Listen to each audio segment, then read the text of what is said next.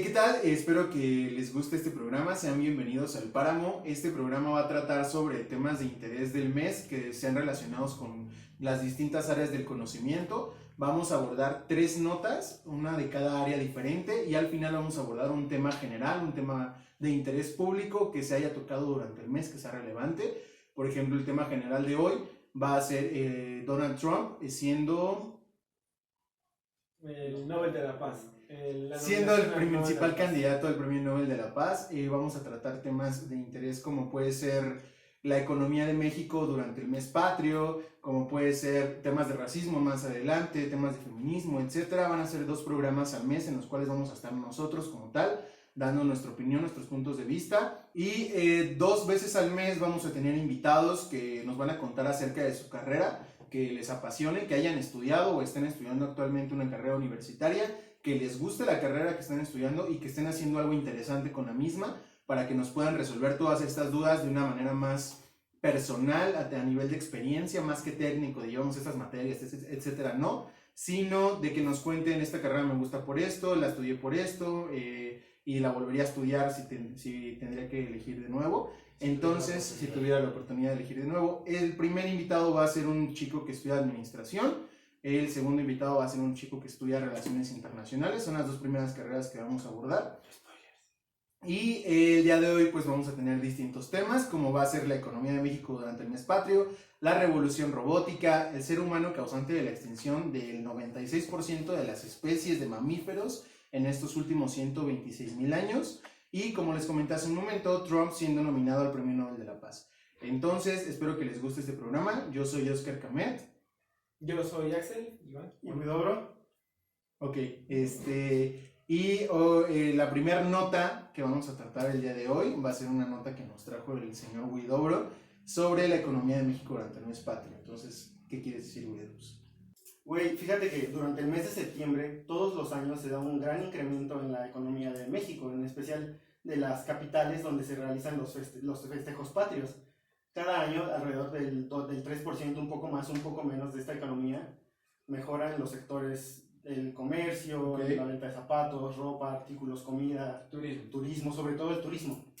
De hecho, la propia Cámara Nacional de Comercio prevé que durante este mes de septiembre y el resto del año, el turismo interno en México, de otros países hacia acá y viceversa, de otros estados hacia acá y viceversa, aumente alrededor de un 40%.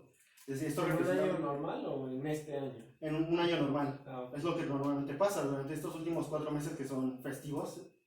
Ya saben, se festeja el mes patrio, sí, octubre, noviembre, Navidad.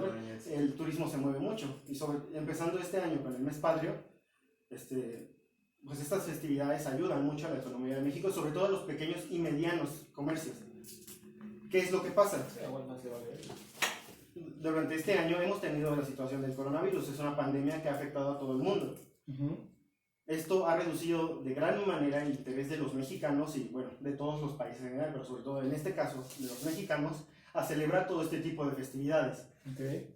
Tenemos los datos del Infoque, en el que alrededor de un 40% de los mexicanos ni siquiera se mostraban interesados en estas festividades, lo cual representaría un gran problema para la economía del país. Durante este mes que normalmente esta economía se ve mejorada, pues esto sería un retroceso para la economía del propio país. Claro, sí, y estamos hablando de que como tal no solo le va a afectar al mes patrio, sino sabemos que el tema de la pandemia va a tener una repercusión en todo lo que resta del año. Entonces sí está muy interesante el ver que no solo fue el tema económico, también fue el tema como social a nivel festividades, como lo vimos que algunos estados, también traes esa nota, ¿no? Algunos estados de la República decidieron mejor no hacer ningún tipo de festividad, también, contrario a nuestro presidente de la República. También habría que evaluar qué tanto realmente es debido al coronavirus, porque ciertamente hay una crisis económica que se viene arrastrando desde hace un tiempo en México, y al final el coronavirus es un detonante, sí, pero no es el causante completo de esa parte, ¿no? Entonces, sí me parece importante considerar que también tiene que ver esto con el hecho de que ya las personas a lo mejor no quieren salir o se sienten apáticas, ¿no? A diferencia de otras festividades, quizás.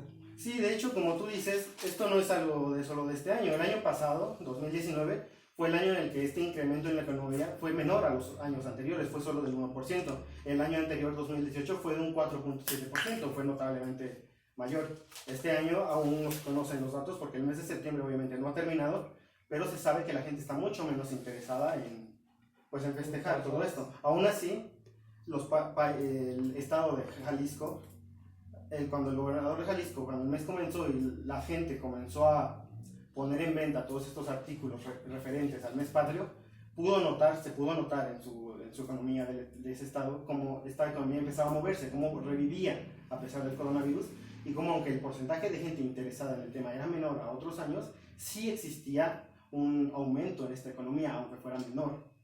Sí, y yo creo que también se ha visto involucrado el tema de que cada vez, pues antes era como de quiero ir a la plaza, quiero ir al Zócalo, porque va a estar el presidente, y yo todavía tengo mi abuelita que se emociona, tías que ven el grito por la televisión y en verdad quieren ver el grito. Y siento que hoy en día a mí la verdad me parece intrascendente ir a ver a mi presidente, apoyo o no al presidente de sus ideales, me parece intrascendente ir a verlo gritar o ir y como tal al Zócalo y como que sea un plan. Para empezar también el tema de la pirotecnia, que se ha visto muy que ya hay demasiada contaminación, el tema de que daña incluso a los animales domésticos, etcétera. Y creo que el día de la independencia es cuando más se utiliza este tipo Sí, al final Independencia y Navidad son festividades en las que se tiende a utilizar mucho más la pirotecnia.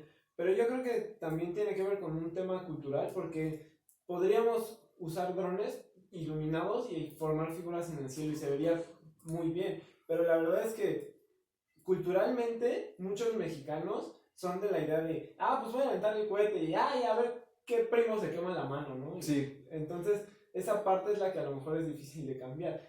Y a pesar de que hay menos tráfico quizá, también se tiene la tendencia a que haya mucha más contaminación debido a los fuegos artificiales, cuando un dron eléctrico gasta mucho menos en energía que un fuego artificial. Sí, claro, y es el principal atractivo. O sea, yo vi como en Instagram, por ejemplo, el Capi Pérez, que subía como highlights del evento, y lo más atractivo no era ver al presidente gritando viva tal, era ver como tal los juegos pirotécnicos, cuando a mí ya se me hace obsoleto el tema. O sea, sí se ve muy bonito, se ve muy llamativo, pero creo que si pones en una balanza la contaminación, o sea, también como que siento que mucha gente, o por lo menos nuestra generación, no se ve como atraída a ese tipo de festividades en ese tema, pero sí entiendo que años atrás era el principal atractivo de otros estados a venir hacia aquí, ¿no?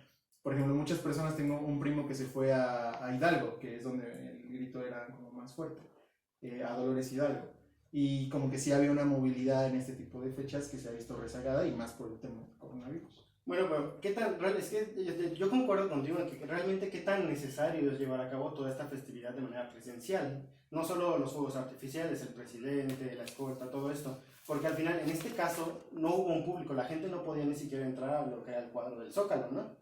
Entonces... Sí, no había una respuesta real del público. Entonces, ¿cuál era la necesidad real de hacer todo esto? Tú podrías haberlo hecho en un cuarto, filmado completamente, y simplemente haberlo transmitido a esa hora en televisión, en internet, en cualquier medio que se te ocurriera, y la gente lo hubiera podido ver. O incluso los fuegos artificiales y cosas como adornos, podrías haberlos hecho de manera digital, y la gente que no, porque no iba a asistir, lo iba solamente a verlo a través de sus pantallas, pues lo hubiera visto de la misma manera. Probablemente ni siquiera se hubieran enterado en la mayoría de los casos que esto no era real, que era simplemente algo hecho de manera artificial para que ellos pudieran verlo y disfrutarlo.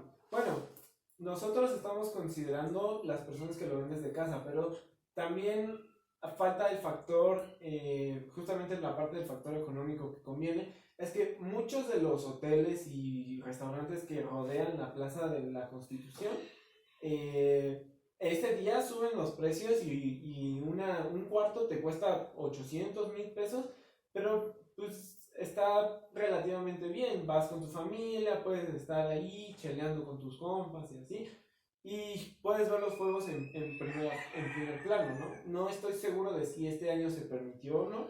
Tengo entendido de que les tenían prohibidos a los comercios que rodean la Plaza de la Constitución aceptar más gente y cuestiones de este estilo. Pero en ese aspecto creo que la convivencia también marca un factor importante. No nada más es un festejo civil, también es un festejo social. Civilmente celebramos el inicio de nuestra independencia, y socialmente la gente toma mucho. Sí, claro. Sí. De hecho, tengo datos de la CONACOPE respecto a los hoteles, lo que has mencionado, que nos dice de qué manera esta gente festeja el Día Patrio.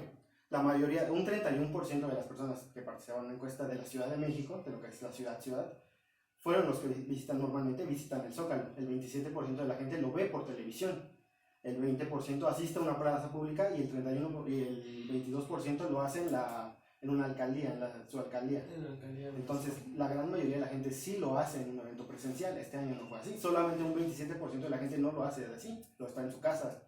Sí, es que igual y nosotros hablamos desde que hay una disminución de interés en nuestra generación, pero por ejemplo, mucha gente cree que Televisa se está muriendo porque nosotros ya no la estamos viendo, pero cuando sacan estadísticas de rating sigue estando muy alto porque el gran porcentaje de la población en México sigue teniendo estas tradiciones de ver la televisión, de ver las novelas, de ver el grito, de asistir al grito, porque son gente mayor que sigue siendo la pirámide demográfica un sector importante. O sea, no es como que yo ya no voy, que toda mi generación de la universidad ya no va, quiere decir que no hay gente que vaya. No, hay demasiada gente en el país, en los pueblitos, por ejemplo, en las zonas rurales del país, donde sí se acostumbra a ir a la plaza a poder dar el grito, o incluso en tu casa ver desde la televisión como el presidente lo está dando.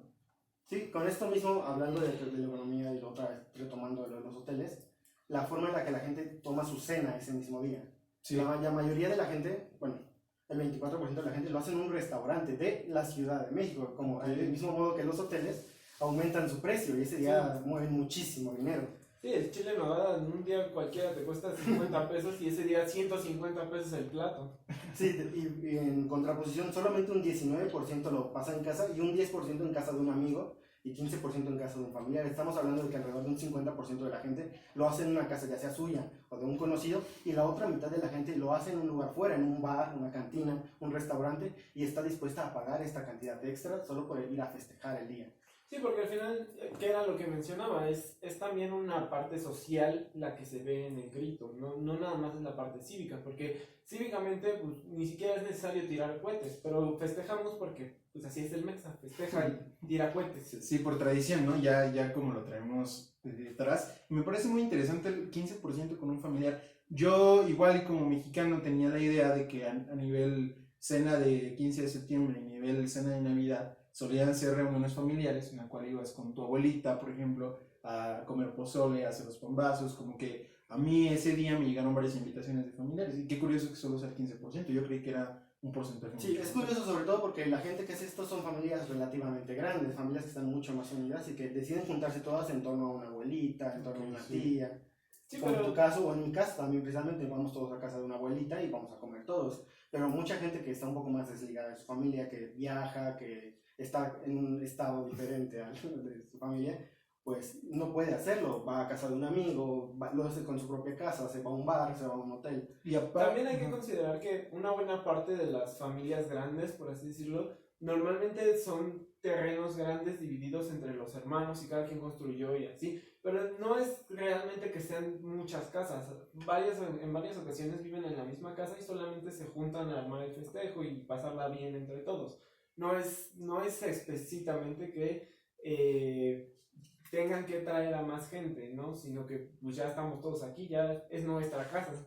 Y también lo que hay que recalcar es que son estadísticas de la Ciudad de México, ¿no? Por supuesto. Donde la gran mayoría de personas viven solas en un departamento, tal vez con roomies, por ejemplo, y sus familiares están en otros estados de la República, etc. Ajá, exacto. Ahora también habría que analizar si en algún momento salen las estadísticas en pandemia, porque igual va a ser mucho mayor el porcentaje de gente que se queda en su casa y va a reducir ese 24% de gente que sale a un restaurante, ¿no? Por supuesto. Tal vez incluso en pandemia te da más esto de si voy a romper la cuarentena en lugar de ir a un restaurante, pues mejor voy a ver a mi mamá, y ahí tal vez incrementa un porcentaje de la cena familiar. Pues sí, supongo que cuando el mes termine podemos encontrar estas estadísticas también en la página de la CONACOPE y averiguaremos de qué manera estadísticamente afectó la economía de la Ciudad de México.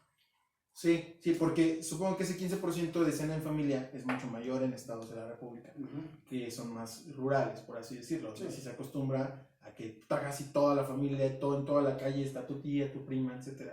Entonces es más familiar este tema. Pero regresando al tema de la economía, sí me parece muy interesante porque le afectó a los pequeños y medianos restaurantes, incluso a los grandes restaurantes, al tema hotelero, al tema de turismo, pero tal vez haya beneficiado al mercado local. Tal vez por no salir como tal a un restaurante prefieres ir a comprar y hacer la cena tú mismo. O también con este tema yo creo que sobrevivieron o les fue bien a los restaurantes que se adaptaron a la área digital, con temas en la Ciudad de México, por ejemplo, con temas de Uber Eats, con Sin Delantal, con Rappi, etcétera. Por ejemplo, Casa de Toño no creo que se haya visto tan afectado. No, Casa de Toño vendió, pero las franquicias fueron las que se vieron beneficiadas, porque en realidad cuando vas a comprar para hacer la cena, pues vas a un lugar en el que ya lo tengan todo, no vas al mercado, no vas, y sobre todo en tiempos de pandemia, ¿no? O sea, a mi abuelita sí le gustaba mucho ir al mercado porque ya tenía sus vendedores y así, pero en temas de pandemia, pues te vas al Walmart a comprar todos los ingredientes, o incluso ya venden los platillos hechos, entonces no sé qué tanto haya beneficiado realmente a los pequeños y medianos empresarios. Yo creo que más bien ahora las franquicias son las que se están agasajando la parte, el beneficio económico de las fiestas. Pues fíjate que sí tengo datos de, aunque no respecto al mes de septiembre, sí tengo datos de cómo han afectado esto a las pequeñas empresas, igual de la Conacope en la Ciudad de México, y aproximadamente el 30% de estas pequeñas tiendas, pequeños lugares donde venden este tipo de cosas, pues la gente suele comprarlo con normalidad, han o cerrado o vuelto a abrir, pero con deudas, endeudados, claro, con pérdidas.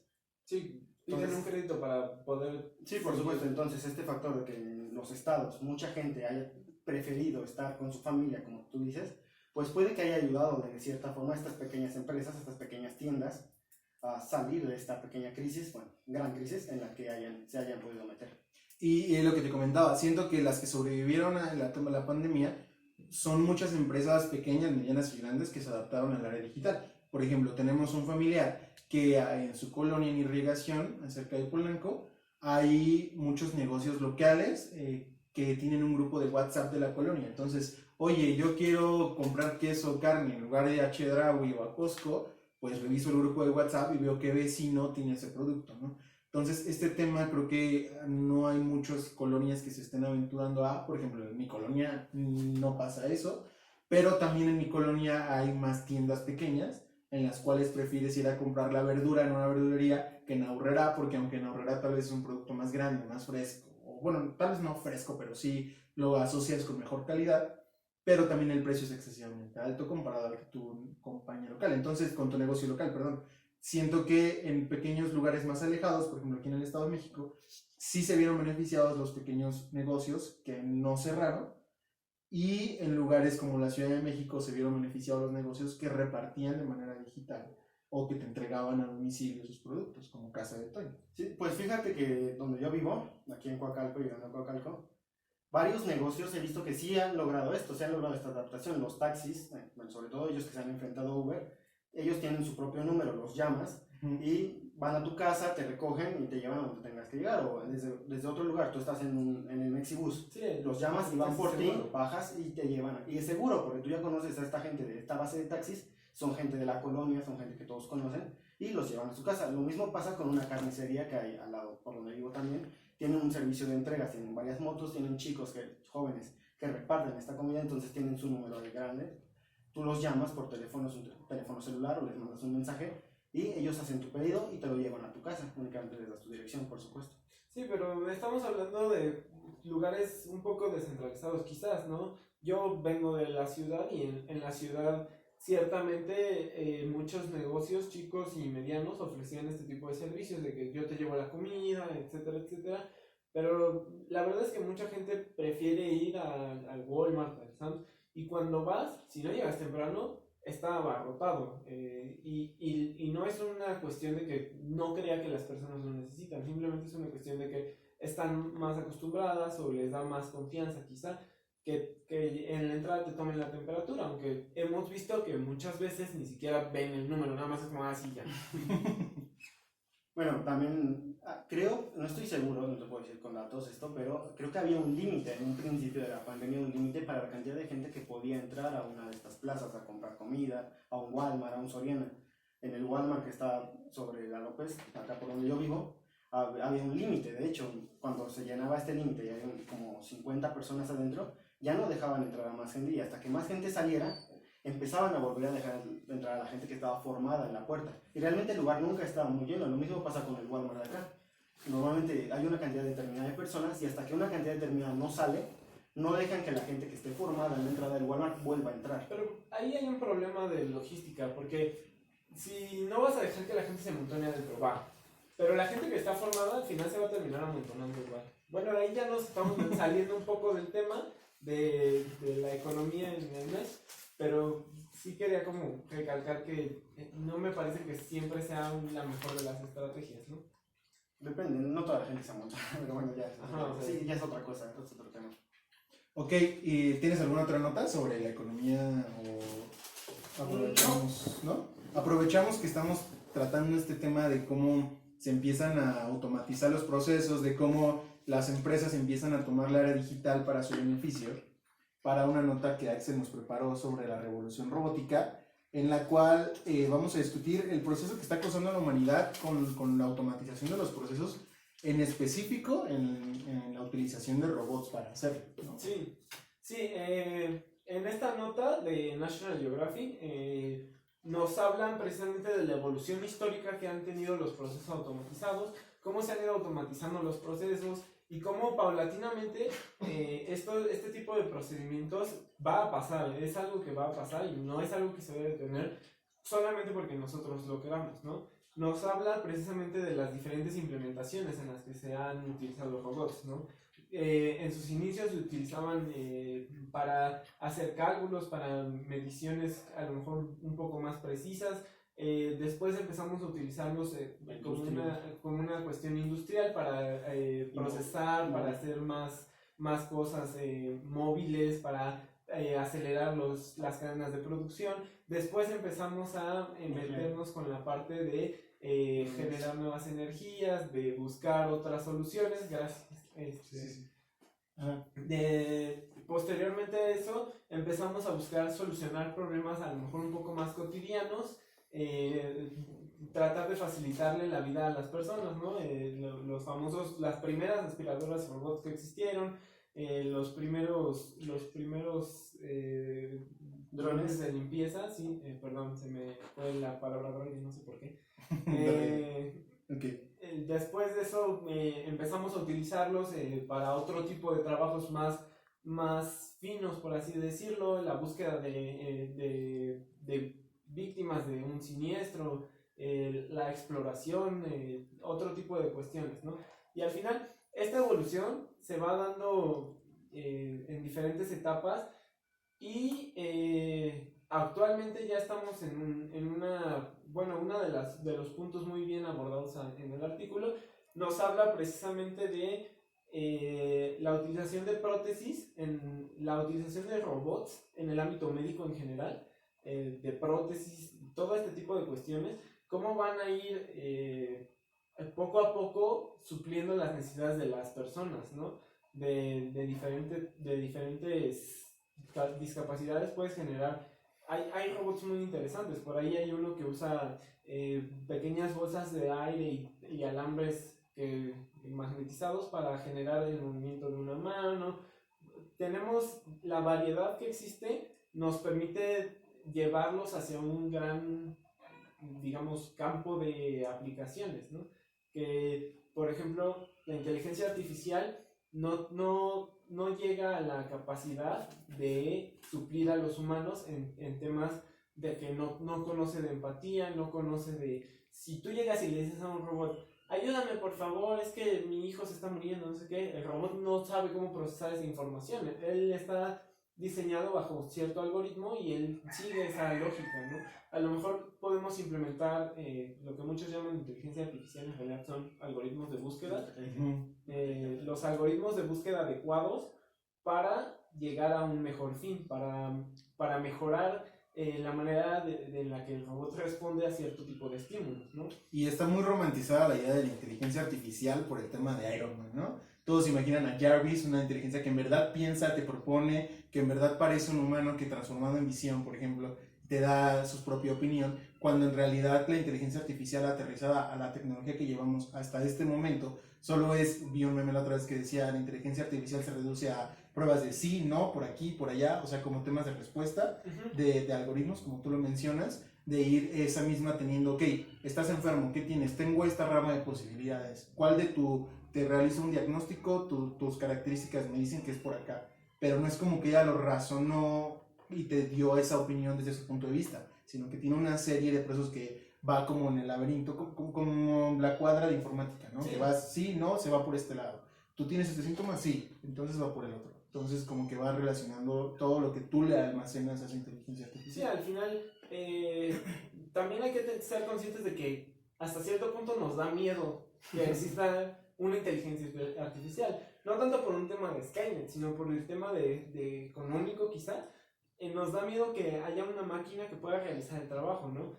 Lo vemos en películas como Chappie, por ejemplo, en la que el robot no, por naturaleza no es malo, ¿no? Y tiene una inteligencia por ahí cambiante y puede aprender y asociar conceptos y algunas cosas quedan como muy bien establecidas, pero nos da miedo esta parte de que nos pueda llegar a suplir hasta cierto punto, pero una parte importante del artículo también habla sobre dejar de tenerle miedo a esa automatización.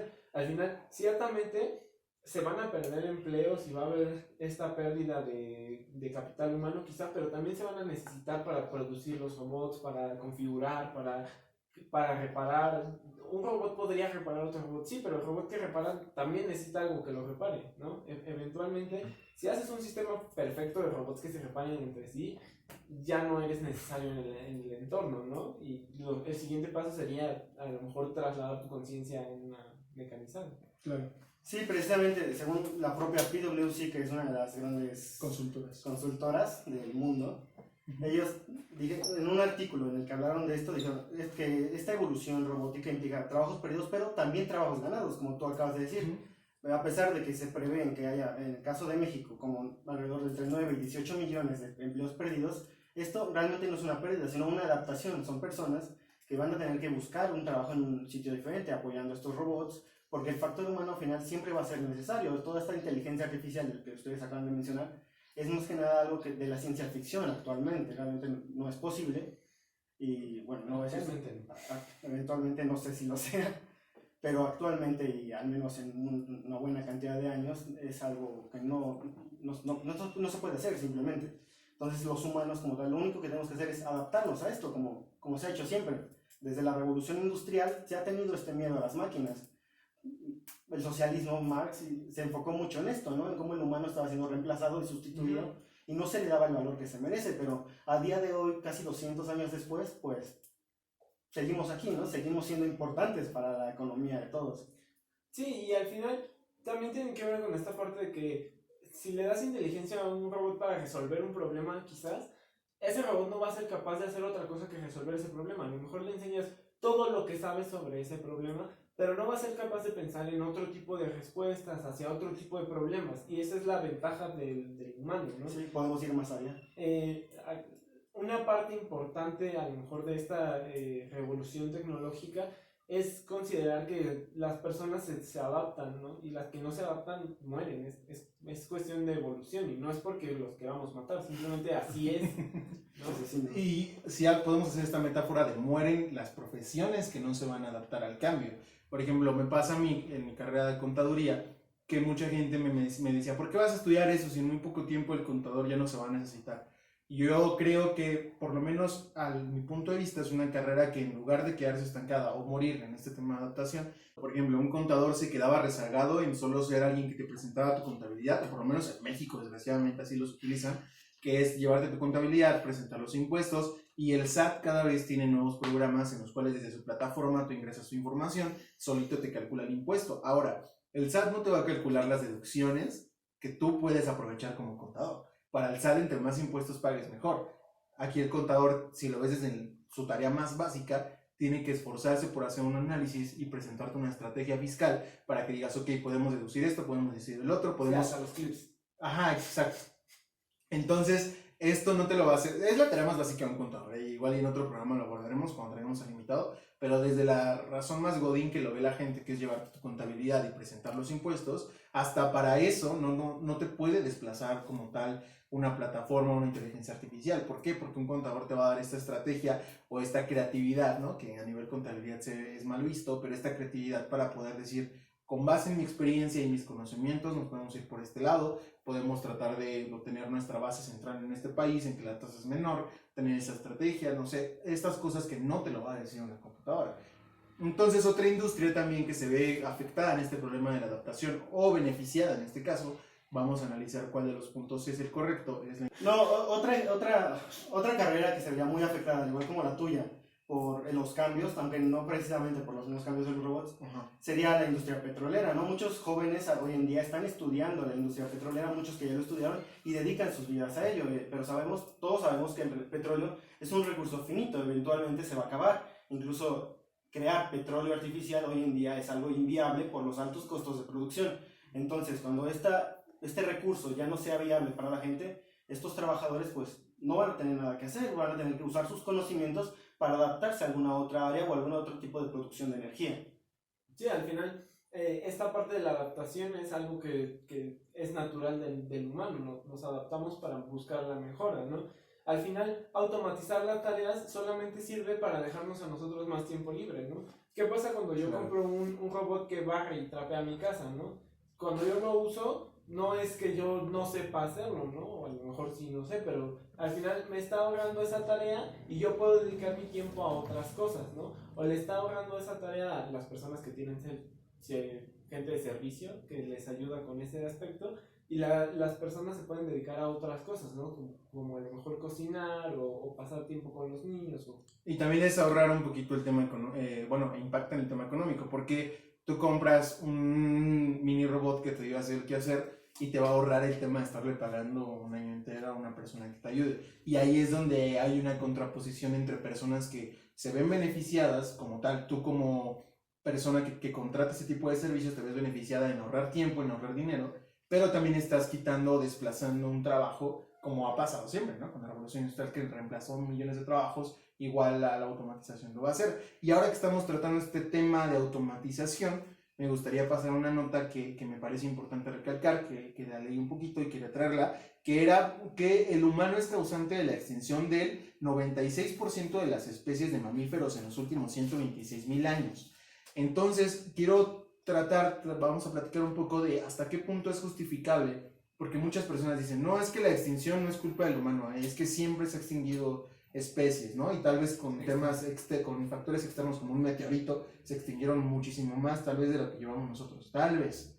Pero estamos hablando de que los mamíferos, que es la especie como tal dominante a nivel especies en el planeta, son los que más se han visto afectados y por los humanos, más que el cambio climático incluso, siendo el cambio climático también propiciado muchas veces por nosotros, ¿no? Es decir, como si el cambio climático fuera culpa de otros, ¿no? Sí, o sea, sí hay cambios climáticos en general en la historia del planeta. Sí, es una cuestión de fluctuaciones de temperaturas y de procesos, pero al final no podemos negar que ciertamente nuestras emisiones también tienen algo que ver con este cambio más radical, quizá, claro, ¿no? Esta aceleración del cambio climático, que sí eventualmente se va a dar y es paulatina, pero nosotros hemos puesto nuestro granito de arena, ¿no? En ese aspecto. Y por ejemplo, sí se me hace necesario recalcar que varias especies extintas sí son propiamente nuestra culpa, porque pasa lo que pasa en el capítulo de Los Simpsons, ¿no? Llega un humano a una zona que no conoce, hay un depredador natural, el depredador natural amenaza al humano porque al final ese es su espacio, y el humano, ¿qué hace? Trae a alguien que se coma a él. Pero ¿qué pasa? Ese depredador que se comió o que restringió al anterior, pasa a ser el depredador nuevo, la nueva plaga, ¿no? Y entonces tienes que traer a otra plaga para controlar, y entonces así vas agotando las especies, ¿no? Que es, por ejemplo, lo que pasa con el caso de las abejas. ¿Cuántas personas no le tienen miedo a las abejas y no saben lo necesarias que son para el mundo, ¿no? Son catalogadas como la especie más importante del planeta. A ese grado llega y las personas las matan y las tratan como si fuera cualquier cosa, las explotan con la industria de la miel, etcétera. Entonces, si vemos un tema de que, bueno, eso ya es una especie distinta, la nota era más enfocada hacia los mamíferos, y es interesante ver cómo el humano está rompiendo este ciclo natural, ¿no? de esta escala de depredadores. El ciclo sin fin. Exacto, entonces vemos un poco interesante cómo es que los humanos han afectado a lo largo de los años un 94, un 96%, eso es una tasa increíble. Bueno, aquí hay muchas cosas que decir. Para empezar, que una gran cantidad de científicos, gente especializada en el tema, no está de acuerdo con esta estadística, pues no culpa a los humanos por esto. Precisamente hay varios motivos que quisiera poder pasar a nombrar. Es que para empezar, el humano no es la única especie que cambie su entorno. Las propias abejas que acaban de mencionar lo hacen. Los castores modifican las presas, modifican el flujo del agua, y esto puede matar a muchos peces, muchos animales que viven en estos ríos, en estos lagos, pierden sus hábitats también debido a estos propios castores, que no lo están haciendo con la intención de extinguir a ninguna especie. Es parte de su instinto cambiar su hábitat y hacerlo mejor para ellos, del mismo modo que los humanos buscamos hacer mejor nuestro entorno para nuestra propia supervivencia y la procreación de nuestra propia especie. Segunda cosa, del mismo modo que el entorno, no somos la única especie que ha cambiado el clima de manera radical. Al inicio de los tiempos, por así decirlo, de nuestro planeta, cuando las primeras algas empezaron a aparecer, algas azules, estas llenaron de oxígeno el planeta, lo cual dio un cambio completo a su atmósfera. Fue gracias a esto que muchas especies empezaron a salir, precisamente los mamíferos y muchas otras que salieron del mar, empezaron a cubrir el mundo. O sea, no somos los únicos que han dado un gran cambio a esto. Ahora, si suponiendo que el humano de cierta forma sí es culpable de esto, porque ciertamente ha participado de manera activa en la mayoría de la extinción de estas especies, no creo que podamos culpabilizarlo de esto, debido a que la mayor parte de la existencia de la humanidad ni siquiera hemos sido conscientes de la importancia de la biodiversidad del mismo. O sea, estamos hablando de un periodo de 126.000 años. Hace 600 años ni siquiera sabíamos que había algo del otro lado del mundo, que había otro continente. No sabíamos qué especies existían o cuántas existían. De hecho, a día de hoy ni siquiera lo sabemos. A día de hoy todavía se descubren especies nuevas. Entonces, ¿hasta qué punto realmente podemos decir culpar al humano por todo esto? Sí, al final tiene que ver también un poco con la parte de la evolución, ¿no? Estábamos hablando de la evolución de nosotros como humanos, pero todas las especies tienen que seguir este principio básico. Pero nosotros nos adaptamos utilizando materiales y herramientas, y ciertamente otras especies no tienen estas facilidades, ¿no? Y muchas veces no nos damos cuenta, o no nos dábamos cuenta, porque ahí sí voy a atribuirlo un poco a un factor histórico. Las primeras personas que empezaron a explotar petróleo dijeron, esto es una mina de oro, ¿no? Se llegó a llamar el oro negro, y no se daban cuenta de que es un recurso que tarde o temprano se puede terminar, que no es infinito, ¿no? Depende de otros factores, y al final este punto después nos vino a pegar, y ahora estamos buscando energías renovables, estamos buscando otro tipo de combustibles, porque los coches de gasolina existen, ¿no? Y no parece que quieran dejar de existir en un rato. Ahí ya tenemos híbridos, ya tenemos eléctricos, pero la verdad es que son difícilmente asequibles para una persona de clase media que se dedica a transportar verduras de un lugar A a un lugar B, ¿no? Entonces ahí es donde todavía falla un poquito, ¿no? Las personas que un poco, las personas que tienen el control de estos recursos quieren seguir manteniendo en lugar de evolucionar, ¿no? Eso causa que agote ese recurso en lugar de generar un entorno alrededor del recurso para la mejora del ambiente. Y yo creo que hace tiempo que dejamos de cazar especies, de afectar nuestro entorno para cubrir nuestras necesidades básicas, cosa que hacen indirectamente los animales. Un animal, rara vez vemos un animal que mata a otro animal para que no sea el propio sustento de alimentarse. Lo vemos si hay especies, por ejemplo, que por el frío matan otras especies para utilizar su cuerpo y calentarse. Los propios gatos matan por deporte en algunas ocasiones, los gatos caseros, sí. Pero el problema de la humanidad es que a veces matamos para utilizar una pequeña parte de ese animal y desechamos el resto. Por ejemplo, pasa con los elefantes, ¿no? Para extraer el marfil.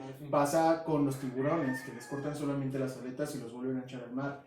O sea, tenemos este tema de explotación de nuestro entorno para ya únicamente obtener un beneficio económico, y ya no nada más, o sea, se habla estadísticamente de que hay más comida de la que puede alimentar al planeta, ¿no? ¿Qué quiere decir? Que ya estamos con una sobreexplotación de alimentos, de cubrir nuestras necesidades, y ya pasamos a hacerlo ya nada más por tratar de extraer pequeñas sustancias o pequeños beneficios que nos ayuden a obtener un beneficio económico mucho mayor.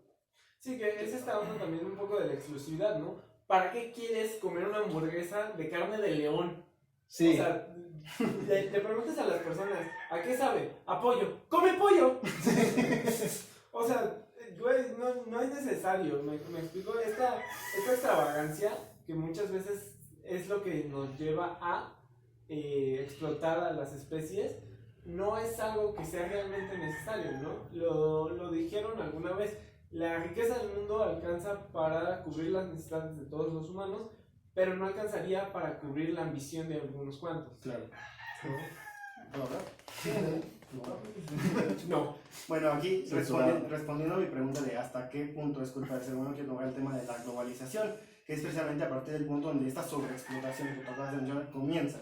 Entonces, si tomamos en cuenta hace unos 200, 300 años, la mayor cantidad del mundo era pobre, no tenía la mayoría de recursos para decir que vive al día siguiente, se morían jóvenes, tenían que trabajar desde el inicio del día hasta el final porque ganaban muy poco y apenas les daba para comer. Pero actualmente no es así, actualmente un 80%, quizá más, de la población es clase media. Actualmente no tenemos un problema en el que se requiera esta sobreexplotación.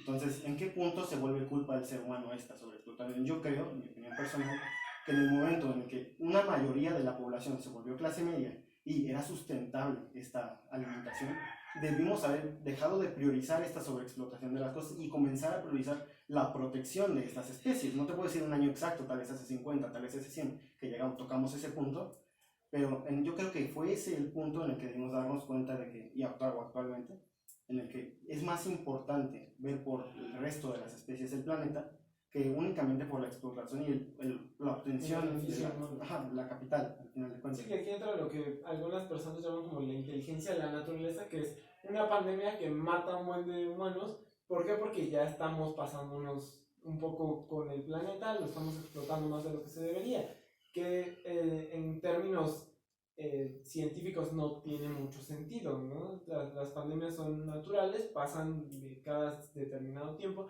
pero no es como que el planeta diga, los voy a castigar, más bien es una forma de mermar cierto tipo de agresión, quizá. Sí, es como parte de la evolución del propio virus, ¿no? De lo que la produzca, es un fenómeno natural, como cualquier terremoto, cualquier cosa que ocurra, no es el planeta castigándonos conscientemente por ningún problema ni nada. Y a fin de cuentas es acción-reacción, o sea, tú, por ejemplo, deforestas a causa de deforestación en una zona, obviamente va a tener una repercusión que es, al planeta nos está castigando, ¿no? O sea, tú quitaste todos los árboles de la zona, entonces la reducción de oxígeno, la reducción de una zona fresca, por ejemplo, el clima incluso se ve afectado porque ahora ya tienes una mayor cantidad de rayos solares cayendo. Sí, las especies que vivían ahí ya no pueden habitar, claro, ¿no? Es esta onda de que luego pasa mucho, o pasaron muchos clips en esta época de cuarentena, en la que muchas especies, como los humanos ya no estaban ocupando las calles, salieron a retomar sus hábitats usuales, ¿no? Salieron a tomar los parques, las calles, y se podían ver a alces en medio de iglesias, y se podían ver cosas muy impresionantes, y muchos decían, es que qué impresionante es, ¿no? El mundo sin humanos. Y pues el mundo siempre ha sido así, nada más nosotros no nos hemos adaptado para convivir tan bien con esas especies. Claro. Entonces,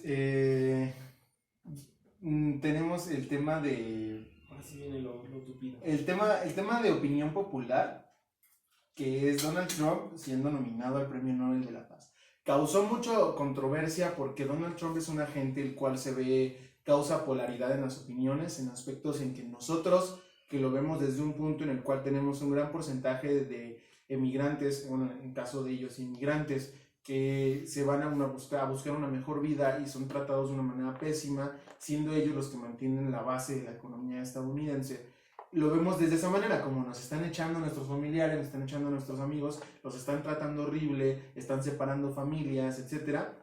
Pero un gran porcentaje, o la mayoría de la población estadounidense está muy agradecida el gobierno que ha tenido Donald Trump, porque su economía se ha visto mejorada, porque ha beneficiado a los trabajos de clase social media y clase social baja estadounidense, dado una mejor categoría de vida, y el resto del mundo lo ve como el enemigo porque está tratando de cerrarse las puertas. Lo vimos con TikTok apenas, se va a cerrar TikTok en Estados Unidos, ya no pueden hacer negocios con TikTok, y obligó a su empresa, una de sus mayores empresas estadounidenses, que es Facebook, a decir, ok, entonces de parte de Instagram vamos a poner una nueva categoría, una nueva sección en la cual podamos tener una especie de TikTok, y así tomaron Snapchat, o sea, con las Insta Stories fue la misma manera. Entonces, el nominado a la paz, que Huidobro, nuestro compañero, está muy de acuerdo con que se haya nominado el Premio Nobel de la Paz. Muy de acuerdo no es la palabra, pero bueno. Yo digo que estás muy de acuerdo, eres racista. Bueno, perdón. Aquí se ve tirado mi micrófono. Ahí se ve el racismo del caballero, o sea, no tolera ni que le digan lo que es. Bueno, primero que nada, mencionaste, tal vez estoy loco, pero mencionaste lo de la frontera, dijiste que estaban separando familias y así. Primero que nada, esto fueron fotos sacadas de contexto del año 2014. Esas fotos existen desde el 2014 y Trump no era el presidente en el 2014, claro. Fue durante el mandato de Obama. Sí. Entonces, estas medidas que se dieron gente en jaulas y así, bueno, no sé si fueron jaulas como las de los animales, encerradas. Ajá. No, sí estaban en jaulas como animales. Bueno, no fue algo que pasó durante el mandato de Trump, fue un bulo social completamente de acuerdo, que la gente tomó y malinterpretó diciendo que era algo que estaba pasando en la actualidad en el mandato de Trump, cosa que no es así. Rápidamente se desmintió, bueno, no toda la gente se enteró que se desmintió, como acabamos de notar, pero es bueno que se sepa que esto no era verdad, esto no es así. Sí, al final hay que tener en cuenta también que la política con la que Trump llegó era una política 100% de separación. Él buscaba, muchos estadistas decían que ganó por la minoría silenciosa, ¿no? Estas personas que tienen una opinión divergente con respecto a la popular quizá, y esta minoría silenciosa es la que no quiere más mexicanos en el extranjero, ni siquiera mexicanos, latinoamericanos en Estados Unidos. No quieren a ciertos grupos de personas. El racismo es un tema muy presente en Estados Unidos, y esa minoría silenciosa es la que lo hizo ganar, porque muchas encuestas apuntaban claramente a que iba a ganar Hillary, ¿no? Y al final por ahí hubo un estudio estadístico en el que se decía que quizás las zonas fueron alteradas para beneficiar de cierta manera a Trump y perder hasta cierto punto la mayoría, digamos, numérica que tenía Hillary conforme a la mayoría distrital que junta Trump, ¿no? Bueno, en Estados Unidos también no son como en México las elecciones, se contabiliza por estados y todo esto, sí, así que es un poco diferente. Y aún así, siempre en todas las elecciones siempre hay gente que te va a decir, sí, esto fue falseado o trampas, bueno, sí. No podemos saber hasta qué punto. Sí, no, al final estos son todo expectativas, ¿no? Y Trump llegó bajo esa bandera y por eso se le atribuyen estos cargos. Estoy de acuerdo en la parte de que ha mejorado la vida del estadounidense en general, quizá. También tiene que ver un poco con los efectos que se vienen arrastrando de anteriores medidas que se tomaron. Y él, no voy a decir que no ha hecho nada, pero todas sus medidas han sido más que nada internas. No me parece que con medidas internas aportes a la paz para recibir un Nobel o para ser acreedor a un Nobel de una manera en la que se lo plantea. Ahora, okay. Primero, hablando de la economía mundial, quiero mencionar que al final de cuentas es su país, ¿no? Él está buscando el bien de su país, es lo que tiene que hacer. Y obviamente, si existe una cantidad determinada de recursos y él busca que los recursos de su país aumenten, es natural que los recursos del resto se lleguen a ese país, ¿no? Se junten en ese país, lo natural.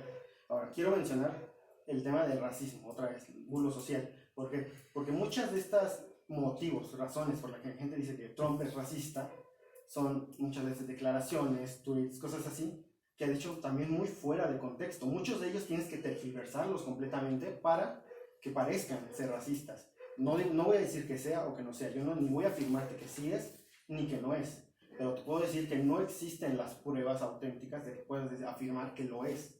No ha cometido ningún acto para hacerles daño como tal. Sí, yo quería comentar que a mí también me sacaba mucho de onda de que en México se hizo muy popular el tema del muro, el tema de, vaya, no, vamos a cerrar la frontera, vamos a poner más vigilancia para que no crucen inmigrantes. Y yo tenía mucho la idea de que muchos actores, activistas estadounidenses estaban muy en contra de que Donald Trump haya ganado. Entonces yo creía que esto era un descontento en general, pero yo me puse a pensar entonces, ¿por qué ganó? Si tan enojados están los estadounidenses, ¿quién votó por él? Igual y fue un efecto Peña Nieto, ¿no? De que aquí, o sea, Peña Nieto ganó legítimamente, o sea, en verdad votaron por él. Entonces yo dije, igual y fue algo similar con Donald Trump, y vi un documental en el cual la población de la clase social media y clase social baja estadounidense estaba muy descontenta con el tema de que hayan tantos inmigrantes en Estados Unidos. Porque, supongamos, yo quiero ser pintor, ¿no? O quiero ser jardinero en Estados Unidos, ¿no? Y yo nací estadounidense, barrendero inclusive, ¿no? Entonces yo digo, ok, la calidad de vida en mi país me debe de dar un salario que me alcance para cubrir mis necesidades básicas. Y de repente llega un mexicano, un colombiano, que lo hace por la mitad. Que lo hace por la mitad del precio, ¿no? O sea, y dices, ok, entonces las empresas estadounidenses van a decir, de contratarte a ti, mejor contrato a este ilegal, que no tengo que darle tal vez seguro, ¿no? Que no tengo que como tal registrarlo. Tal vez ni siquiera pago impuestos por él, porque si yo le digo al gobierno que tengo un inmigrante aquí, sí, exacto, me cierra las instalaciones. Entonces, esa población que es muy grande en Estados Unidos, fue en general la que tiene un descontento por los inmigrantes, tal vez unos de temas racistas, tal vez unos de temas nada más de quiero que se vayan para que empiecen a pagarme a mí. Y ellos fueron los que votaron por los estadounidenses. Tal vez actores como Robert Downey Jr., todo este tema de Marvel, que se unieron en contra de Donald Trump, son personas que no les afecta tanto, ¿no? El tema de que hay, pues sí, tráete inmigrantes, aquí les vamos a comer, no hay bronca. Pero... Sí, son el tipo de personas que contratan un jardinero mixta que le dicen, sí, súbete a esta palmera de 7 metros sin protección ni nada, córtale las hojitas, bájate y yo te pago $10. Y me bajas los cocos. Sí, te pago por hora. Y lo vimos nosotros con la hipocresía mexicana, que le llamaron al tema de cuando llegaron inmigrantes latinoamericanos a México, que no, porque apenas si tenemos para sustentar, y tienen un punto de alguna manera, el mismo punto que tienen los que votaron por Donald Trump. Pero entonces, ¿por qué te estás quejando? Porque estás diciendo, es que Donald Trump es un racista, eso sí lo es, pero está viendo por su pueblo, y tú quieres que vean por el tuyo. Entonces, ¿cómo le exiges a Donald Trump que sea más flexible con el tema de inmigrantes si tú no quieres ser flexible con el resto de inmigrantes? Okay. Ahora sí, vamos a entrarnos más en el tema del Nobel, porque ya se nos está acabando el tiempo del podcast. ¿Sí? Por favor. Bueno, ¿por qué Donald Trump fue nominado? Okay. Lo que toma en cuenta son los logros, la cosa que han logrado, no las cosas malas que han hecho, para empezar, ¿no? Entonces, digamos que todas estas cosas que hemos mencionado anteriormente son ciertas. Esas no son las que está tomando en cuenta el premio Nobel, sino lo que ha logrado en el caso de Medio Oriente. llevar la paz a Medio Oriente. ¿Qué es lo que Donald Trump hizo? Donald Trump, después de en varios meses que estuvo en pláticas y reuniones con líderes de estos países, de algunos de estos países, creó unos acuerdos a través de los cuales estos podían llegar a aceptar la independencia de Israel, que a día de hoy, como 60 años después, no han hecho. Sí, sigue siendo un tema de mucho pleito, ¿no? Pero incluso, o sea, dentro de la comunidad de israelitas ya es como más un tema de cuestiones de procedimientos, quizá, sí, de burocracia, más que un tema de que, sí, nos siguen tirando. Sí, pero no podemos, no, de hecho, ¿cuándo fue la última? Hace, no sé, 2015, las últimas enfrentamientos armados que han tenido, o sea, no es algo del pasado realmente, es algo bastante relativamente reciente, y que han estado enfrentando desde hace décadas.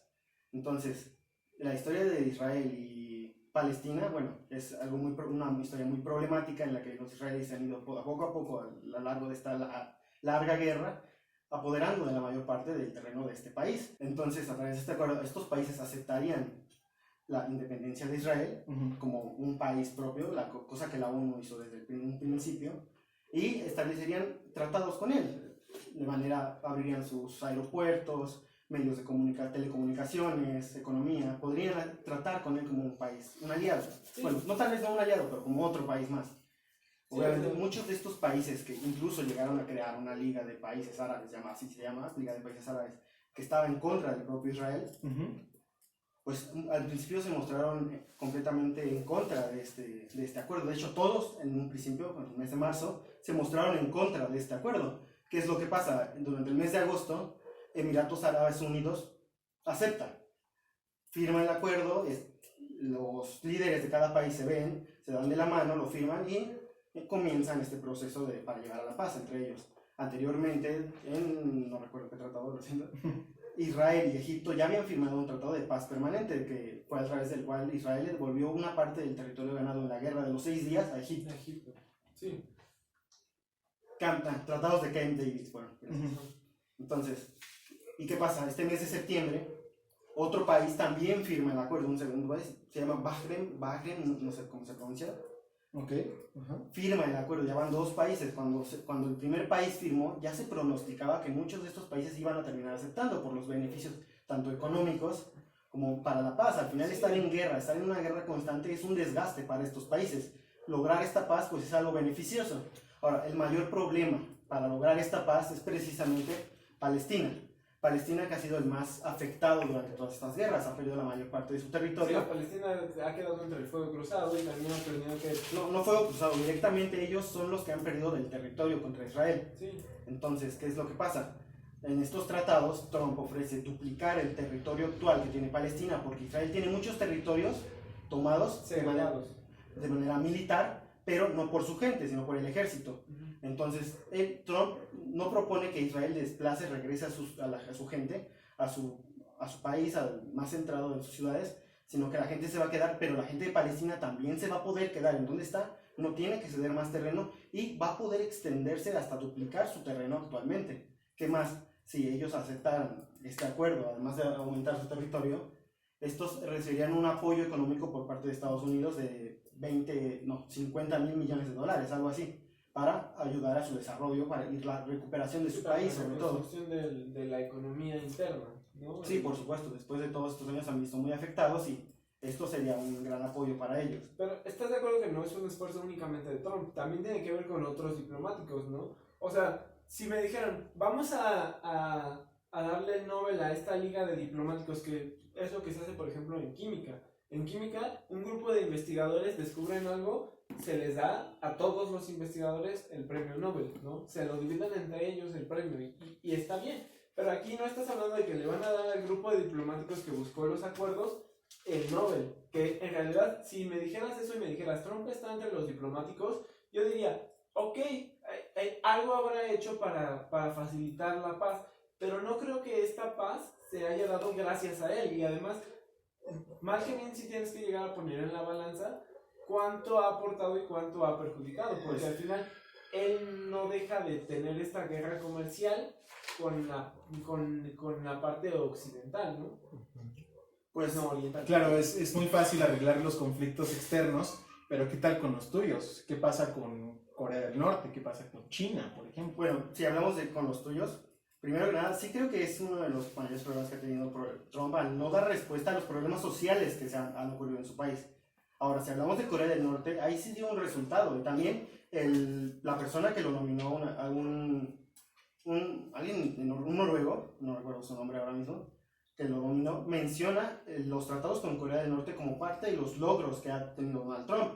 La desnuclearización de Corea del Norte es algo muy importante para el país. Bueno, para su país, para el mundo. Es un país muy conflictivo y que muchas veces ha amenazado a otros países, ha tenido problemas con Corea del Sur y que a final de cuentas que llegaran a este acuerdo de desnuclearización es un respiro para el mundo en general. De hecho, tenemos otro precedente con otro presidente de Estados Unidos con logros muy similares a los de Donald Trump, que fue precisamente Jimmy Carter. Jimmy Carter, que aunque tenía una ideología muy diferente a Donald Trump, era un moralista, él logró un logro muy similar, fue la paz entre Egipto e Israel, con los acuerdos de Camp David, que ya mencioné hace poco, en el que logró la paz entre Egipto e Israel, una paz que se ha mantenido relativamente bien.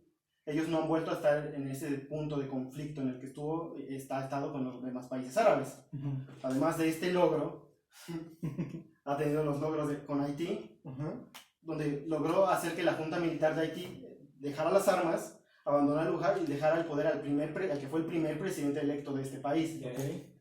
Pero estamos hablando de varios logros de una misma persona, de un diplomático importante que buscó precisamente esta pacificación de diferentes zonas del mundo. Ajá. En el caso del presidente estadounidense Trump, estamos hablando de un logro conjunto de varios diplomáticos en el que solo están reconociendo a un diplomático por un logro específico, ¿no? A lo mejor sí. y entiendo el punto de que es el mejor logro del año, pero no me parece que sea un trabajo únicamente o un esfuerzo de él. Hay gente que colaboró con él, hay gente que desarrolló sus discursos, e incluso los diplomáticos que aceptaron los términos palestinos, israelitas, todos... Pero los palestinos no lo han aceptado, creo que no.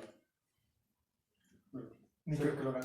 En conclusión, ¿se merece? Espera. O sea, sí entiendo tu punto, entiendo que... Pero, aún así, yo creo que Donald Trump es el representante de todos estos. Dime, ¿tú conoces los nombres de todas estas personas que lo ayudaron en sus discursos? Pero al final la idea es que las personas que... Sí, pero él es el más participado, es el principal participante dentro de esto. Pero el Nobel solo se le puede dar a 3 personas máximo que estén vivas. No, pues, güey, pero al final ellos son representantes, ¿no? Que era lo que mencionaba. En un grupo de esfuerzos colaborativos, como un grupo de química, un grupo de física, se le entrega a varias personas de manera simbólica, digámoslo así. Estas personas ya deciden qué hacer con esa parte, ¿no? Pero hay que también tener en cuenta que el premio viene con un apoyo económico que a lo mejor para un país no es irrelevante. Sí. Es irrelevante en términos económicos de un país, pero en términos a lo mejor personales puede servir, ¿no? Y si me dices se lo vamos a dar únicamente a Donald Trump, me parece que el premio le queda sobrado a una sola persona. A mí personalmente me parece que Donald Trump por él solo no lo merece. ¿Tú crees que no lo merece? Él únicamente no. O sea, la acción que logró, es lo que estás tratando de decir, el acuerdo como tal, se lo merece. Donald Trump es cuestionable. Sí, porque siento que, por ejemplo, si estás en la escuela y eres el niño bully del salón, la maestra lo sabe, el director lo sabe, y haces o sea, no sé, salvas la vida de un gatito, ¿no te pueden dar el premio Nobel de la Paz cuando el resto del año fuiste la peor persona del salón y solo por salvar el gatito el último año te van a dar el premio Nobel? Te están dando un premio por un logro, ¿no? Aclaramos. No, tampoco podemos decir que Donald Trump haya sido el peor. No ha hecho realmente cosas que puedas decir de alguien, de un criminal. Ojo, es que, o sea, como tal yo no estoy cuestionando el si se merece el premio Nobel o no. Entonces, por la acción, sino, no, espera, por la acción, sino yo digo que obviamente se lo merece la candidatura, bueno, como se le llama el término, se merece como tal ser considerada la acción, porque si un premio Nobel se le da por una acción, por ejemplo a un economista por un libro, por una propuesta, por una teoría, no por todo su trabajo, sino por una teoría. Y a Donald Trump se le dio por una acción. Yo solo estoy diciendo que qué tan acorde o qué tan congruente es que nomines a una persona de ese tipo de vida. Por ejemplo, al Chapo Guzmán, tal vez, que le des el premio Nobel de la Paz porque ayudó a todas las personas de su comunidad a crecer, porque ayudó a negocios internos, porque ayudó a estas personas. Y porque al final cuando él dominaba todo, entonces no había pleitos, ¿no? Exacto. Y ahora, ¿qué tan de acuerdo estarías que, ok, esa acción se lo merece, pero qué tan de acuerdo estarías con que se le dé el premio Nobel de la Paz al Chapo Guzmán? Ok, uno por uno. Voy a responder primero a Axel, ¿sí? Ok. Axel dijo que tanto se merece porque uno fue ayudado, ¿no? Es tu punto, que fue ayudado por muchas personas y tú crees que todas esas personas deberían de ser, ¿no? Un reconocimiento. Yo creo que no. No, porque esto se logró gracias a que Donald Trump está en el puesto que está y él representa el puesto que tiene. Si él no estuviera en este puesto, si él no fuera el presidente de Estados Unidos, esto no hubiera sido logrado en ningún momento. O sea, si no hubiera un presidente de los Estados Unidos dando la cara ahí, que pudiera mediar, que tuviera la autoridad, la importancia política para mediar con todos estos países árabes. El estadounidense tiene la importancia. Por eso, cualquier presidente estadounidense. ¿Quién es el presidente estadounidense? Donald Trump es el que está en el puesto de presidente estadounidense.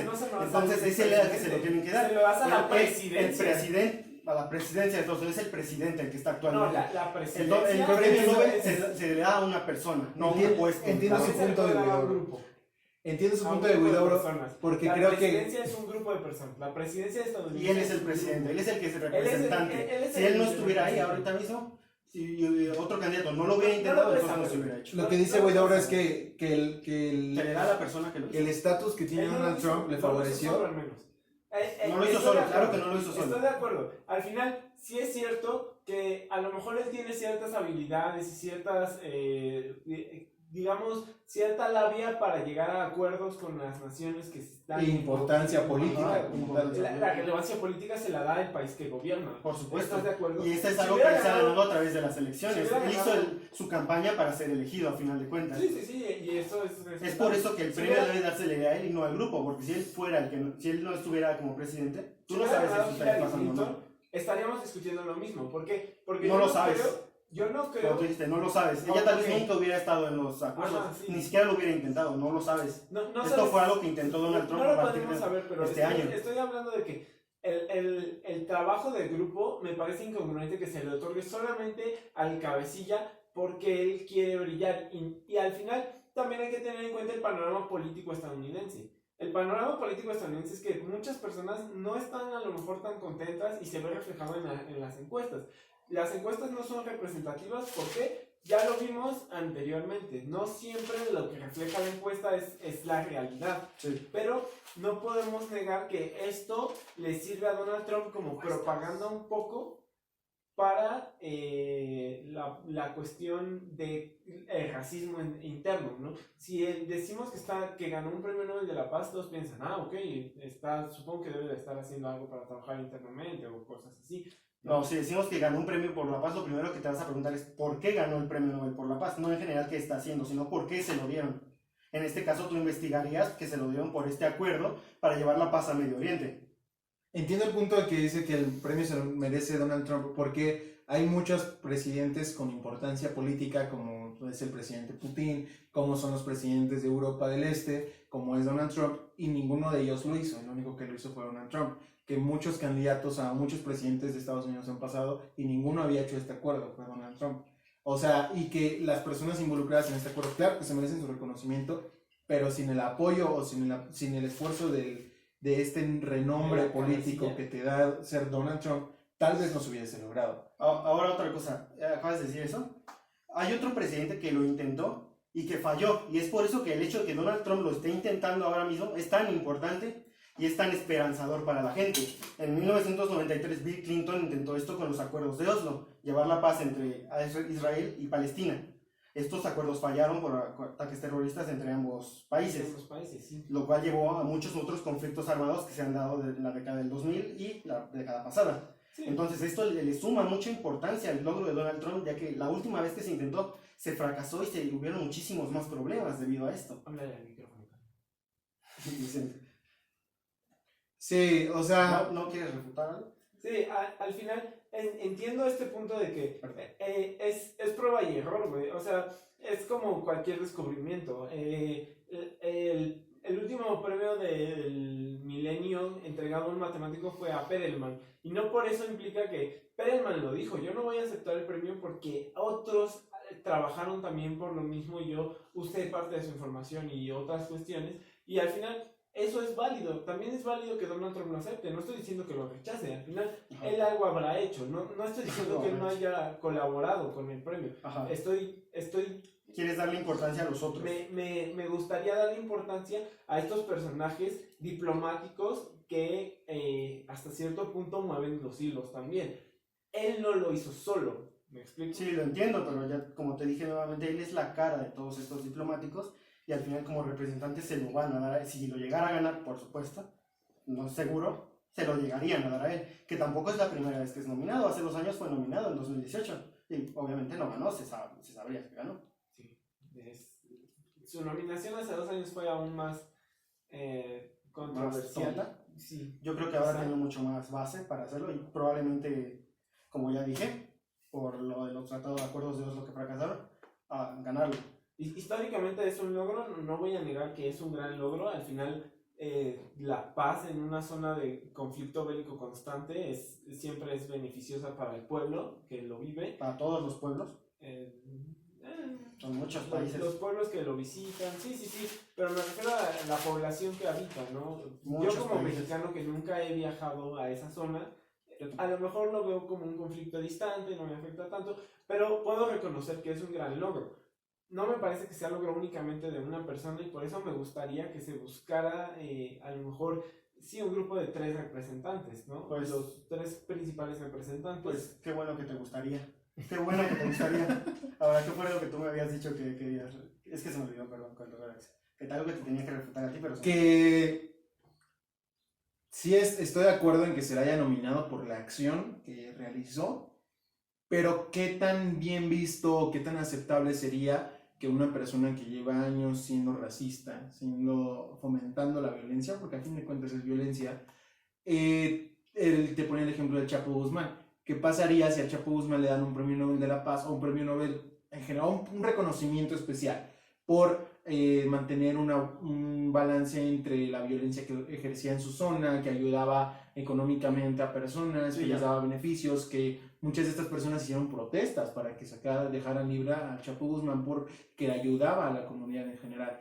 ¿Qué tan bien visto sería si en general sabemos que el narcotráfico le hace un daño gigantesco a Latinoamérica y al mundo, sabiendo que él de alguna manera beneficia a esta sociedad? Se merece, tal vez por esa acción se merece el reconocimiento, pero qué tan bien visto está darle a ese tipo de personas un premio de tal importancia como es el premio Nobel. Ok, primero que nada, pero esto... sí estamos dramatizando un poquito, ¿no? Comparar a un narcotraficante. Sí, pero ahorita, no importa. Primero que nada, esto no es una balanza en la que se establezca, has hecho esto, has hecho aquello. La persona del mundo que tenga la mayor cantidad de acciones buenas se le da, no, es una balanza. El premio será a un logro, es un reconocimiento a un logro, ok. Sí. Establecemos eso. ¿Entiendes? Sí. O sea, yo estoy de acuerdo, que lo planteé desde un principio, que se le haya considerado y nominado a esto. Ahora, lo que yo te digo es que una vez que ya, por ejemplo, que se le den el premio, ¿no? Sí, espera, pero entonces... ¿Qué tan bien visto lo vemos nosotros? O sea, ¿qué tan se lo merece? Importa qué tan bien visto lo veamos nosotros. Al final esto se le va a dar al que haya, como fue nominado por un logro, se le va a dar al que haya hecho el mayor logro, en este año al menos, ¿no? No necesariamente vamos a tomar en cuenta otros años. Entonces, actualmente el mayor logro para la paz de este año ha sido este. Es por esto que podemos decir que se lo merece. Ahora, sí, claro. Podría merecérselo ganar. Ahora, supongamos también tu punto con el Chapo, haciendo el ejemplo del Chapo. Para empezar, es un delincuente. No podemos comparar a un presidente con un delincuente que está dispuesto a ir por ahí matando gente, a un presidente que va a ser únicamente por ahí agarrando a las mujeres por la vagina. Porque esas fueron sus palabras. ¿Lo has visto agarrando a mujeres por la vagina? No. ¿Te agarró por la vagina? No, pero me refiero. Esas fueron sus palabras. Voy a ir ahí agarrando mujeres por la vagina. De vagina, ¿sí es? ¿Sí? Sí, su palabra fue. ¿Podemos ver el tweet? O no sé cómo o fue una declaración, ¿cómo fue? Es un video de él conversando con amigos cercanos. Al final, la manera en la que te expresas.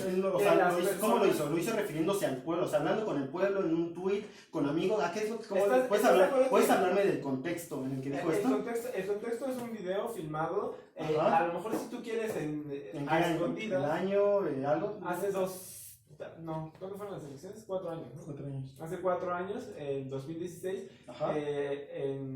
en un backstage, conversando con amigos cercanos, salió a la conversación y él hizo este comentario que ofendió a muchas personas, ¿no? Personalmente considero que se puede expresar como quiera en privado, al final su grupo de amigos o su grupo de amigos. Yo me relaciono con ustedes y les hablo como yo quiero, ¿no? Pero esto no evita que mis ideas, a lo mejor, la manera en la que me expreso habla de mis ideas, ¿no? Yo no. Sí. Nosotros hablamos de cosas que no voy a decir en cámara, pero muchas veces hemos dicho cosas muy subidas de tono. O sea, nosotros y cualquier persona que te encuentres ha dicho cosas muy subidas de tono. Cualquier persona que te encuentres alguna vez, como simples palabras, le ha deseado la muerte a alguien más, aunque él realmente nunca desearía que otra persona muriera o sufriera. Muchas veces las cosas que decimos y salimos cuando estamos en confianza con amigos no nos representan cómo somos realmente en público o con la gente, ni cómo vamos a tratar a toda la gente. Pero representan tus ideales y la construcción que tienes muchas como veces, persona. Cuando tú estás hablando de algo que dijo en confianza, a escondidas probablemente dijiste, entonces esto perfectamente pudo ser una broma, puede ser algo sacado del contexto, puede ser algo de lo que estaba Bueno, tu comparación con el Chapo Guzmán es de un delincuente. Que él no es un delincuente. Sí. O sea, ¿Qué hubiera pasado? Por ejemplo, el Chapo Guzmán es un delincuente, Donald Trump es un presidente. ¿Qué hubiera pasado si a una persona que se le han atribuido asesinatos como lo fue Peña Nieto, por ser un presidente, está a la altura, ¿no? Están en el mismo cargo político. Pero sí. Es el mismo cargo político, es el equivalente. Que hubiera ganado un premio Nobel de la Paz por alguna acción. ¿Qué tan bien visto sería darle un premio Nobel de la Paz a Peña Nieto? Es como la manera, es la misma controversia que hubo cuando salió en el Times de Saving México. Exacto. Han acusado a Donald Trump de asesinatos. De ser racista. Ok. Con respecto al racismo, creo que ya lo mencionamos al principio. Muchos de estos motivos por los que dicen que es racista están completamente sacados de contexto. No podemos realmente afirmar o negar que sea racista. Ahora, existen estos problemas. Podemos afirmar que es xenófobo. Ahí sí no hay duda. Podemos afirmar. Sí. La Podemos xenofobia afirmar es que en su xenofobia. país hay muchos problemas y que estos problemas sociales han aumentado durante su candidatura. Es cierto. Sí, los problemas de racismo se han visto mucho más. No su candidatura. Sí, perdón, su mandato. Han sido mucho más notorios para el resto del mundo de durante su candidatura. Pero esto no significa que haya más gente que es racista o que él los haya contagiado de su racismo, ni nada por el estilo. No. Estados Unidos fue un país que por mucho tiempo tuvo estos problemas, desde antes de que llegara Donald Trump. El hecho de que Donald Trump esté como presidente actualmente no es determinante para que exista o no el racismo en Estados Unidos. Sí es determinante porque si tú eres el líder político del país puedes empezar a tratar de hacer un cambio y decir... puedes tratar de hacer un cambio, Sí. pero no es magia. No vas a chasquear los dedos y vas a borrar el racismo de cientos o tal vez miles de personas que aún discriminan a la gente por su raza y que no van a dejar de hacerlo tal vez nunca. Pero entonces su acción en el Nobel tampoco es magia, güey. No por firmar un tratado. No es magia, por se supuesto van que a no. solucionar Pero los países los se están problemas. comprometiendo a la larga ir dando una solución a esto, establecer acuerdos, tratados, relaciones internacionales, económicas, telecomunicaciones, aeronáuticas. Sí, aeronáutica, pero no estoy seguro de esa palabra. No era la palabra. No era la pero palabra, se entendió. se entendió. Se entiende el contexto. A establecer relaciones con estos otros países, lo cual a la larga se esperan que se termine dando la paz en Medio Oriente. Una paz que a día de hoy no existe, porque aún está esa tensión constante, pero que al menos con los países que ya han firmado el acuerdo y ya han aceptado estos acuerdos, estos términos, ya se está dando poco a poco. Igual que con el tema del racismo, es cierto, no va a desaparecer así. Y Donald Trump efectivamente podemos decir que está fallando como presidente al resolverlos. No hemos visto medidas adecuadas para hacerlo, ¿no? Claro. Sí. Pero mira, para ir empezando a concluir el tema, porque ya estamos llegando al límite del podcast, quiero dejar en claro que los temas que llegamos a hacer, este mini debate en general, en el resto de temas que vayamos a abordar en el resto de programas, como saben, estos a final de cuentas son opiniones, son datos, por ejemplo, la mayoría de notas que traemos están fundamentadas. Vamos a dejar los links en la descripción de las notas que las pueden ir a checar. Ustedes hacerse su propia opinión, dejar en los comentarios, Sí, tal vez. No nos crean todo lo que decimos. Al final nosotros venimos aquí a comentar y a platicar un poco de estas cosas que pueden interesar. Y ustedes pueden buscar más información. Hay abundancia de información en la red. Y a fin de cuentas, un debate, este es un estilo de debate, un mini debate, pero un debate en general no hay un ganador ni un perdedor. A fin de cuentas es una llegada e ida de opiniones, de comentarios, para que cada quien se haga su propia opinión. En conclusión, yo creo que sí, en general, está bien dada la nominación por el hecho de que se está evaluando un solo aspecto de su vida de Donald Trump, que fue este acuerdo. Este acuerdo se merece como tal vez no solo Donald Trump, sino todo el equipo que realizó el acuerdo se lo merece, pero ya queda en cuestión de si en realidad ese tipo de personas merecen un reconocimiento como tal por su trayectoria, ¿no? Ya cada quien sería... Pero ya es más cuestión de que juzgar a la persona. Sí, ya sería juzgar, ya ya... a la persona de manera no sí, objetiva. ya es criterio... Pues, No sé si no objetiva porque es un presidente, creo que una figura pública Pero de creo tal que grado merece que lo juzgue. pero cada persona desde su punto de vista, no es algo que vayamos a decir. Sí, es subjetivo. O sea, sí. completamente subjetivo, cada persona va a juzgarlo, va a decir yo creo que se lo merece o yo creo que no se lo merece. Claro. Eso ya es a O sea, una criterio de cuestión de cada quien. opinión, es lo que me refiero. El evento no se puede refutar, el evento sí es un evento con bastantes precedentes, algunos positivos, algunos negativos, y el evento se está haciendo un avance para encontrar la paz en Palestina. Claro. Y ahora, mucha gente, o tal vez personas que son más clavadas, van a decir, oye, ¿de quién es esta opinión? Que para que entiendan un poquito el contexto, quiero dar un índice nada más de dónde venimos, qué carrera estamos estudiando. Huidobro es primer semestre de la carrera de arquitectura, yo soy egresado de la carrera de contaduría, y mi amigo Axel. Yo soy egresado de matemáticas aplicadas y computación. Y la otra, di la otra también. Y estudié la mitad de la carrera de Ingeniería Aeronáutica en el CIMET Icomán. Y lo vas a terminar. Claro.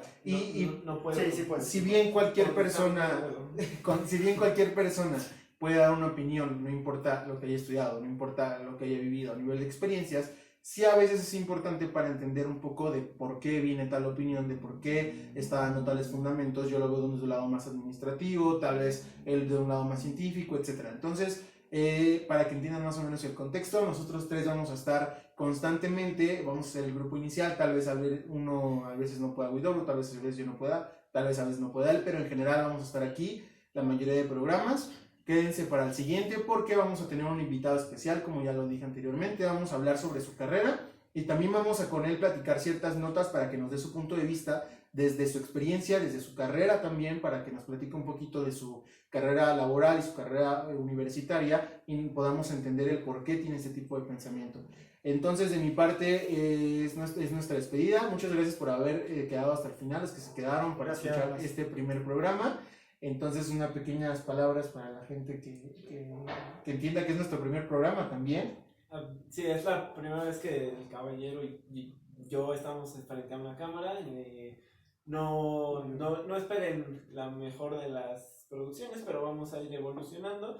Igual no pretendemos educar a nadie. La idea aquí es poner los temas sobre la mesa y que cada quien dé su opinión, dejen su opinión, si creen que si no afecta a nadie, si no son violentos, dejen su opinión en la caja de comentarios. No se trata de un debate agresivo.